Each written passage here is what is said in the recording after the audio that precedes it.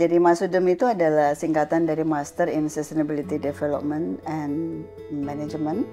Ini adalah konsorsium. Konsorsium itu kerjasama dari teman-teman Uni Eropa dan kemudian teman-teman dari negara ASEAN. Tantangannya itu adalah harus kita mempunyai komunikasi publik ya, outreach juga yang bagus karena di skala domestik maupun nasional, apalagi global. Ini kalau kita punya, kan kita sudah SCCSB ya, mitra global tuh akan nanya gitu, to what extent gitu ya, kita sudah masuk ke tren global, specifically mungkin SDGs gitu.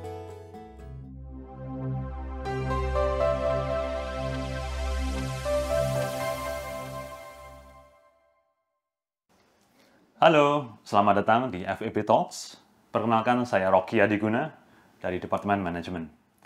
Kali ini kita jumpa dengan dua narasumber kunci, yaitu adalah Ibu Nurul Indarti selaku Ketua Departemen Manajemen, kemudian Ibu Sarisita Laksmi sebagai Ketua Laboratorium Manajemen dan juga dosen di FEB UGM. Baik, seperti kita ketahui bersama bahwa isu keberlanjutan sekarang menjadi semakin penting, apalagi banyak masalah yang mendesak sekarang ya, termasuk isu darurat sampah, kemudian kesehatan, polusi, kerusakan alam, gitu ya. Dan FEB UGM terus berupaya untuk berkontribusi pada isu-isu tersebut gitu.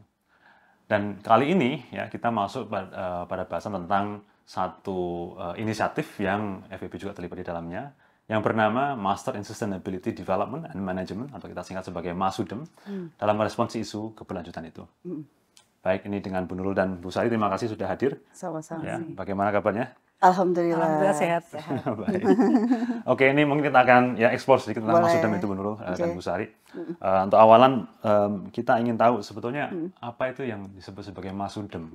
Jadi MASUDEM itu adalah singkatan dari Master in Sustainability Development and Management. Ini adalah konsorsium.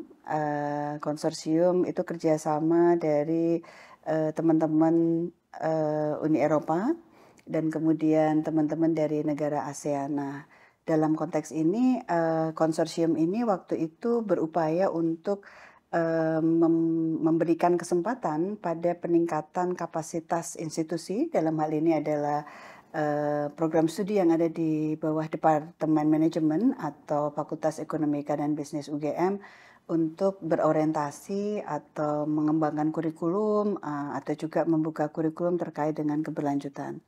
Nah, untuk pihak yang terlibat, kalau dari Uni Eropa, ini adalah dari Ceko, kemudian dari Slovakia, dari Hungaria, dari Spanyol, dan ada salah satu NGO yang juga ada di Uni Eropa.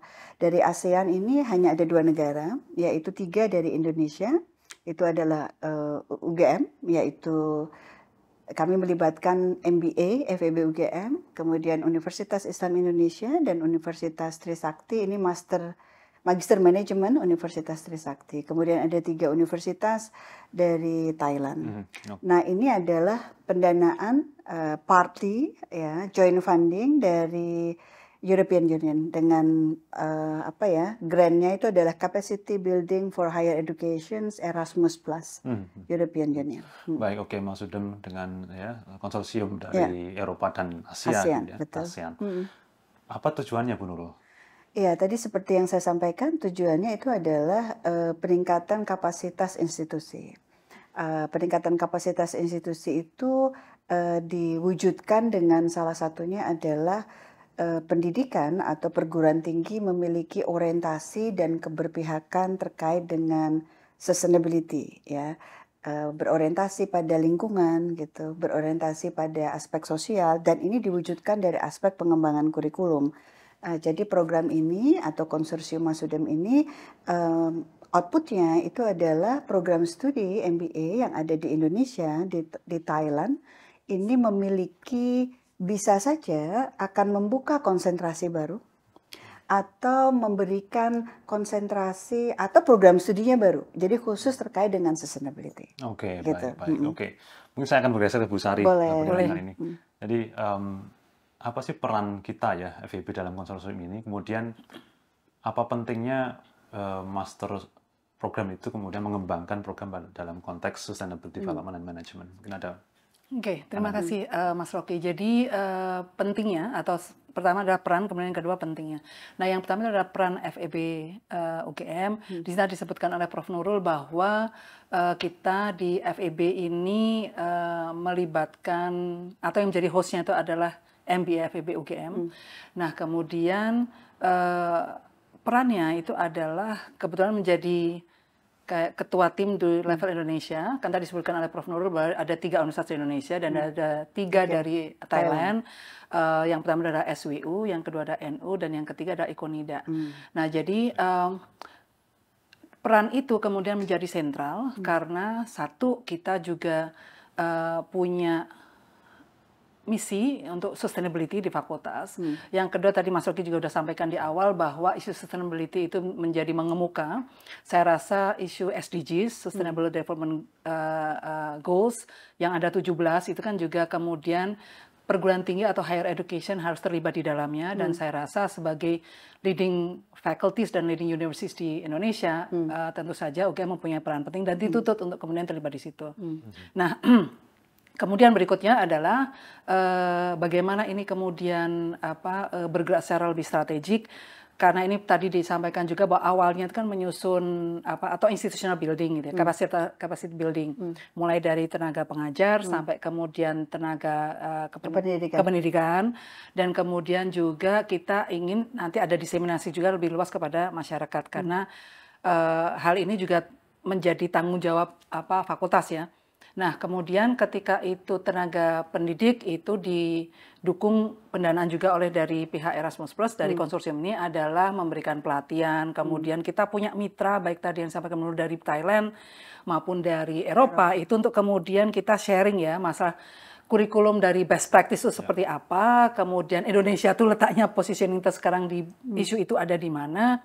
Kemudian kita juga bermitra dengan Thailand, juga kita saling bertukar. Kita juga bermitra dengan 2 universitas lain di Indonesia, juga saling bertukar. Bertukar ide dan juga praktek ya. Nah, kemudian berikutnya adalah pencapaian Sustainability Development Goals itu juga menjadi krusial karena kita berharap ya nantinya ketika FEB, MBA, FEB, UGM terlibat, itu kita akan menghasilkan lulusan, pertama ya yang output langsungnya lulusan yang tidak hanya self-aware tapi juga punya peran aktif di masyarakat.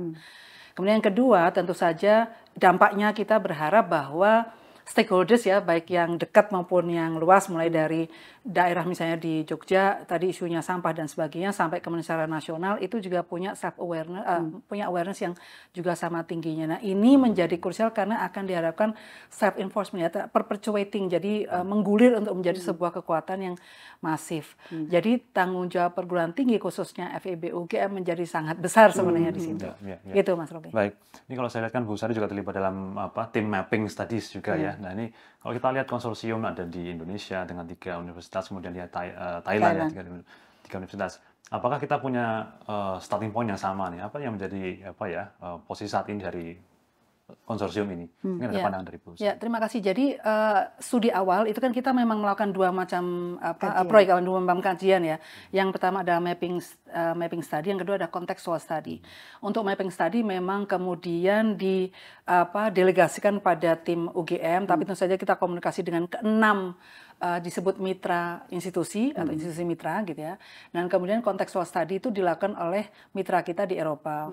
Nah, saya masuk ke mapping study dulu ya. Mapping study kan kita memotret 6 universitas karena sebenarnya tadi disinggung sedikit oleh Bu Nurul bahwa kenapa Eropa itu atau Uni Eropa itu ingin mengajak teman-teman di ASEAN itu kan karena ingin know-how-nya di Eropa yang dianggap mungkin unggul tentang sustainability itu juga bisa menjadi best practice gitu ya. Makanya exchange itu terjadi. Nah, di mapping ini kita kan self assessment gitu ya. Jadi kita kemarin meminta masing-masing mitra itu untuk melakukan self assessment. Kalau yang Thailand itu berarti ada konteks Thailand sendiri yang kemudian apa sih yang mendorong sustainability menjadi penting, apakah ada regulasi, apakah ada desakan dari global atau bahkan domestik, itu difoto. Di Indonesia juga demikian.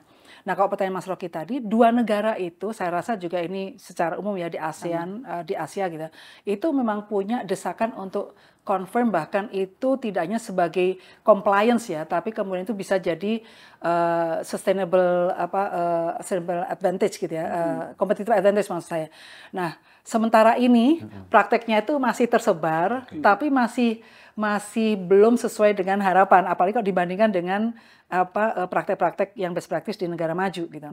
Nah, dengan adanya self-assessment tadi menjadi jelas bahwa kita itu banyak yang mesti dikejar gitu ya.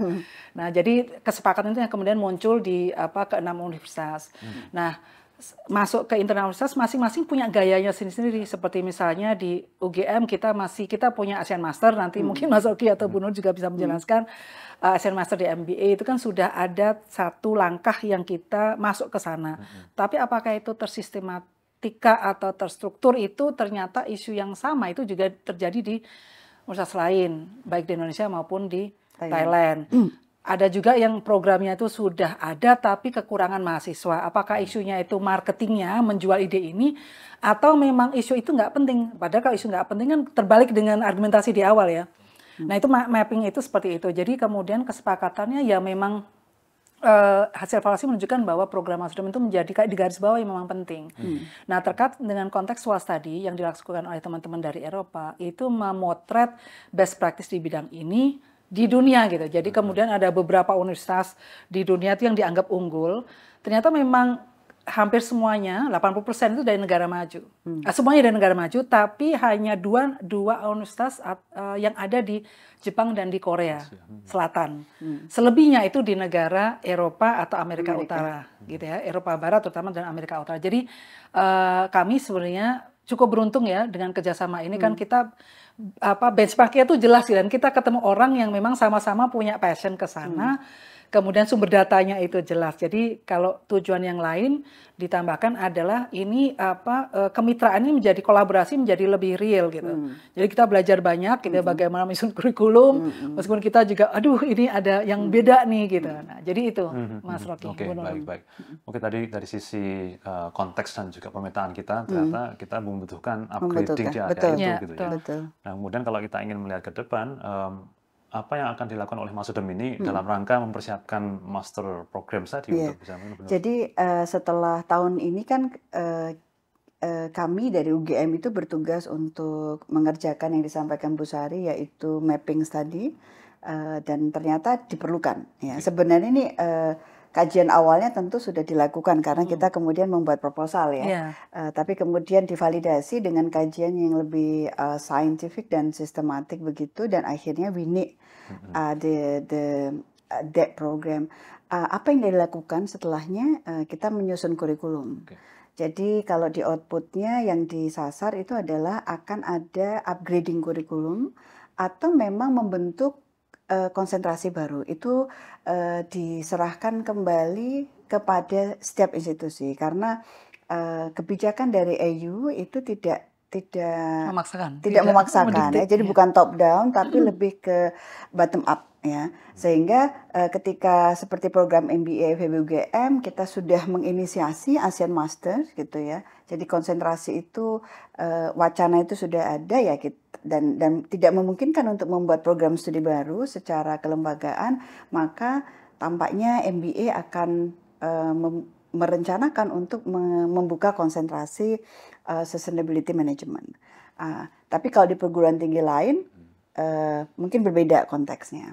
Termasuk misalnya ada perguruan tinggi yang tampaknya itu akan multidisiplin ya, antar beragam fakultas. Kalau di FEB ini kan masih monodisiplin. Tetapi nanti kurikulumnya kita akan juga atur bahwa ini juga ada multidisiplin dari aspek konten. Itu yang pertama. Yang kedua, untuk menyiapkan apakah itu konsentrasi ataupun program studi baru, maka konsorsium bersepakat untuk membentuk 13 modul pembelajaran. Misalnya tentang sustainable leadership, environmental assessment analysis, research methodology in sustainability, technology and operations management, dan sebagainya. Dari mana 13 ini muncul ya? Dari hasil gap mapping study tadi. Kemudian selain itu setelah modul ini dibuat ya, ini kan baru bicara silabus, kemudian teaching materialsnya, dan nanti akan menyusun teaching notes yaitu modulnya. Nah, maka nanti untuk memastikan bahwa setiap partner dalam konsorsium itu bisa memiliki kemampuan untuk take off bersama-sama, ini akan ada TOT.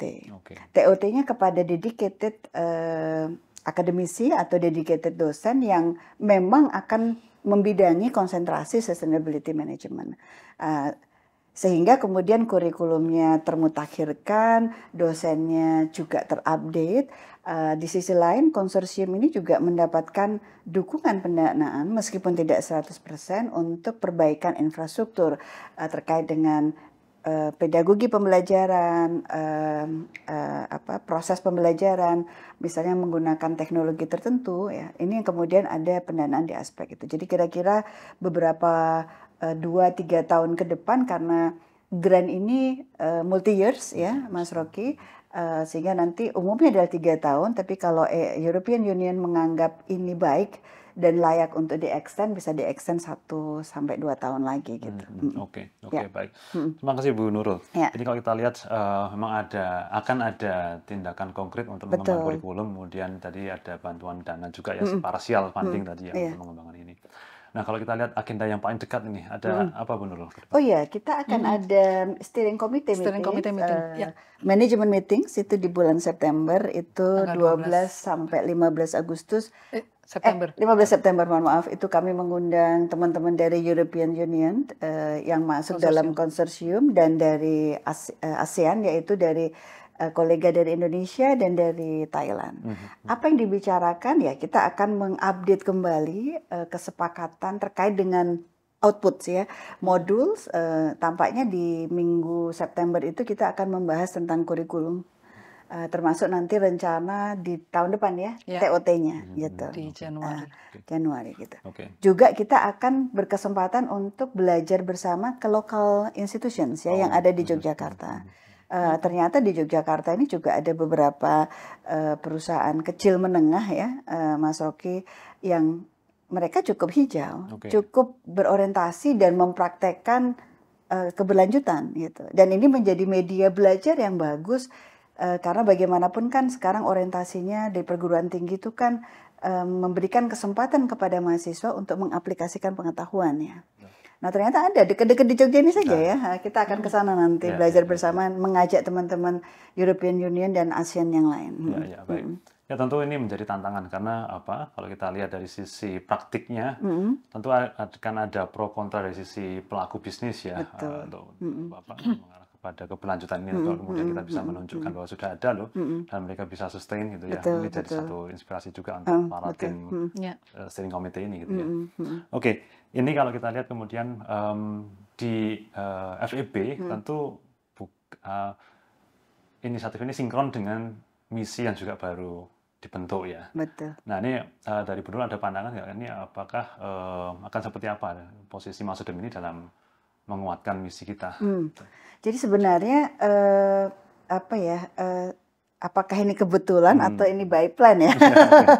Karena di Departemen Manajemen ini selain Masudem, kita juga punya inisiasi beberapa waktu yang lalu kan sempat ada TOT juga, yaitu Angel ya. Saya tampaknya harus sedikit cerita tentang Angel. Ini Angel itu adalah ASEAN Network for Green Entrepreneurship and Leadership. Memang orientasinya adalah membentuk agen-agen perubahan yang punya orientasi dan kesadaran praktek hijau. Karena memang tadi ya disampaikan Bu Sari, ada kebutuhan untuk itu, apakah itu dari kesadaran internal atau memang tekanan ya dari eksternal ya.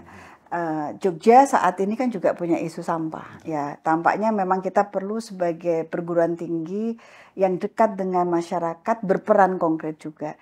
Nah, sejalan dengan itu Fakultas Ekonomi dan Bisnis melakukan peninjauan kembali visi misinya, dan baru tahun 2023 ini kan juga menetapkan mengakomodasi atau merespon tuntutan sustainability ya. Jadi kalau tadi ditanya posisi Masudem, ini kita seperti tumbuh ketemu tutup kalau dalam bahasa Jawa. Artinya kita ini memang dedikasinya untuk menerjemahkan misi FEB UGM dan ini bisa berkelanjutan gitu. Jadi kegiatan ini karena tadi saya sampaikan umumnya kegiatan Erasmus Plus ini adalah multi years 3 sampai 4 tahun. Nah, dengan misi yang sudah sejalan atau misi yang memang dideklar secara nyata membicarakan atau menyentuh elemen keberlanjutan, ya lembaga perguruan tinggi seperti FEB tentu akan tetap menghantarkan elemen itu perkara ada project atau tidak ada project. Jadi ini bukan aktivitas yang berbasis on project. Jadi ini hanya kick off ya atau apa ya? Ya momentum aja ya. Jadi awalan ya. Mudah-mudahan awalan ini bisa berkelanjutan. Jadi kadang isunya ya Bu Sari, ketika bicara Masudem ini kan isunya jangan-jangan sustainability itu ya isunya isunya keberlanjutan itu sendiri gitu. Itu yang kemudian menjadi tantangan ya. Terima kasih Bu Sari. Bu Nurul. Bu Sari, mungkin saya akan melanjutkan tentang tantangan tadi ya. Oke, kita punya inisiatif bagus, sinkron dengan misi kita, kita akan jalan ya. Tapi kalau dari pandangan Bu Sari, tantangan bagi kita, terutama di FEB ya, untuk mengejawantakan itu apa ya yang tantangan bagi FEB? Oke, terkait sama Masudemnya ya. Nah, jadi memang kita belajar dari mapping study tadi, diskusi kita dengan tim dari Thailand maupun Indonesia, itu kan termasuk antusiasme dan support dari stakeholders itu kan masih perlu ditingkatkan gitu. Nah, ini kan sebenarnya kehadiran perguruan tinggi higher education itu kan di sana ya. Jadi bukan asik di kampus gitu ya, tapi ternyata publik itu ketinggalan gitu. Nah, jadi saya rasa tadi sama dengan yang disampaikan Bu Nurul bahwa ketika sudah ada misinya kan berarti ini sebagai kerja bareng semua insan di dalam FEB. Dan tadi betul bagaimana apakah Masudem, apakah Angel atau nanti mungkin ada kegiatan-kegiatan yang baru yang terkait dengan sustainability, bagaimana membuat itu sebagai terinstitusionalisasi di dalam lembaga. Jadi saya rasa mahasiswa punya kayak lab gitu ya, artinya punya kesempatan untuk berkontribusi, untuk tahu lebih luas dari beragam proyek yang memang atau kegiatan itu yang kemudian align dengan misi gitu. Nah, kami berharap bahwa ini juga sustainable ya, sustainability activities juga sustainable. Jadi kita tidak bergantung pada project. Project akan sangat luar biasa kalau itu masuk ya, tapi kalau tidak pun karena terkait sama misi kita. Nah, tantangannya itu adalah harus kita mempunyai komunikasi publik ya, outreach juga yang bagus karena di skala domestik maupun nasional, apalagi global. Ini kalau kita punya kan kita sudah SCCSB ya, mitra global tuh akan nanya gitu. To what extent gitu ya kita sudah masuk ke tren global, specifically mungkin SDGs gitu. Jadi proyek ini juga sama. Jadi sebenarnya dia kan Thailand sama Indonesia kan dikategorikan masuk region 5 kalau di proyek itu. Kemudian dia sebenarnya tujuan tagline-nya itu adalah Green Deal dan Sustainable Growth and Jobs. Jadi kalau itu kita bawa lebih jauh berarti kesepakatan yang dibuat itu kan berbasis pada hijau gitu, pada lingkungan. Begitu juga kita sekarang ada riset yang mengatakan salah satu lembaga konsultan yang disebut Green Colors. Jadi yang tadinya blue colors yaitu pekerja yang ini ya di pabrik-pabrik, kemudian white colors yang knowledge workers. Nah sekarang satu lagi grup yang namanya green color workers. Nah kalau green color workers kan berarti butuh job creations di bidang itu. Nah, kami berharap juga bisa ya Bu Nur ya, masuk ke sana. Baiklah, ini triggernya memang di MBA ya, Kak. Tadi Bu Nur sampaikan, proyek ini menjadi stimulan, menjadi kick off. Tapi kami berharap ini bisa masuk ke level jenjang-jenjang yang beragam di lingkungan FEB. Syukur-syukur UGM, syukur-syukur lebih jauh gitu, Mas Rocky. Baik, luar biasa. Mungkin itu ada lagi yang mau ditambahkan? Iya, tampaknya memang nanti Masudem ini kan hostnya adalah MBA ya. Nah, Mas Rocky mungkin bisa cerita nih komitmen MBA gimana nih? Baik. Ya, memang kalau sekarang kita lihat di MBA UGM, kita sudah punya satu program namanya ASEAN Master in Sustainability Development. Itu juga bekerjasama dengan Eropa, khususnya dari Norwegia. Kita punya funding dari Ministry of Foreign Affairs dari Norwegia. Dan ini akan berakhir pada tahun depan sebetulnya. 2024 ya. Nah ini tentu tadi kalau bilang tumbuh oleh ketutup atau kebetulan atau satu momentum ya. Jadi ketika ada Masudem masuk, tentu sangat sinkron dengan apa yang sudah kita rintis gitu.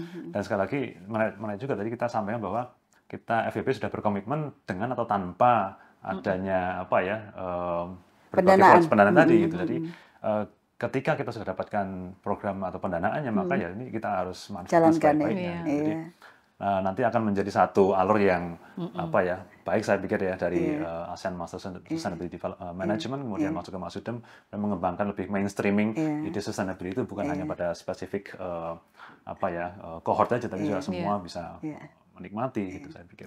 Oke, saya menambahkan ya, karena output dari Masudem itu adalah pembentukan konsentrasi dan itu hostnya kan MBA. Nah, sehingga mungkin di 2024 tampaknya MBA kita siap ya, Mas Rocky, untuk program baru, membuka konsentrasi baru ya. Siap. Rencananya diberi judul apa ya kemarin itu hasil workshop kita, Bu Sari? So far akan gunakan nama Sustainability Management. Kenapa itu diambil ya waktu itu diskusinya ya? Karena kita sudah punya master program ASEAN Master in Sustainability Management, dan kenapa tidak menggunakan nama itu, kita lanjutkan ya. Jadi kalau awalnya hanya khusus program scholarship untuk mereka yang kita seleksi secara spesifik, diberikan dana dari mahasiswa ASEAN dengan konsentrasi ini, maka semua yang mendaftar MBA punya kesempatan untuk mengikuti konsentrasi itu gitu, tanpa harus yaitu melewati seleksi yang ketat untuk yang scholarship ya. Tapi tentu dari sisi MBA kita tetap perhatikan kualitas input kita juga, tetap ada seleksinya. Karena saya tambah ini, karena kan dari Masudem kan ada pendanaan untuk peningkatan kapasitas dari Tendik ya, bagaimana melayani kebutuhan publik, bagaimana menjelaskan tentang program ini pada halayak. Jadi isu antusiasme tentang program ini kan juga bisa terjawab. Kan nambahin apa yang sudah luar biasa dimiliki oleh MBA kita ya. Kemudian sudah ada pilotnya yaitu Asian Masters gitu ya, Mas ya. Nah, tinggal nanti bagaimana diramu oleh MBA, FEB. Looking forward ya. Jadi kita bisa undang ya, yang mau daftar MM dengan konsentrasi baru next year 2024. Jadi butuh yang bisa ngejelasin nih betul. Advantage dari program ini. Tadi sampai benar-benar strategic leadership sebenarnya kan, sustainability leadership. Strategic leadership sudah ada ya, Mas Rocky ya. Tapi sustainability leadership kan berarti ramuan antara strategic leadership, tapi unsur sustainability-nya kan masuk. Berarti bukan mengkanibalisasi program yang ada, tapi menjadi cutting edge issue gitu ya, gitu. Dan menambah varian menu ya. Jadi kalau makanan itu seperti rumah makan tertentu, itu tambah menu gitu ya. Gitu. Jadi nanti kita sama-sama harus menyaksikan nih Mas Rocky ya, Bu Sari, MBA Sustainability. Oke, mungkin itu semuanya dari kami dengan Bu Nurul dan Bu Sari secara resmi. Saya Rocky Adiguna, terima kasih atas sudah tune in ke diskusi FEB Talks kali ini. Sampai jumpa lagi di FEB Talks berikutnya. Sampai jumpa. Sampai jumpa. Terima kasih.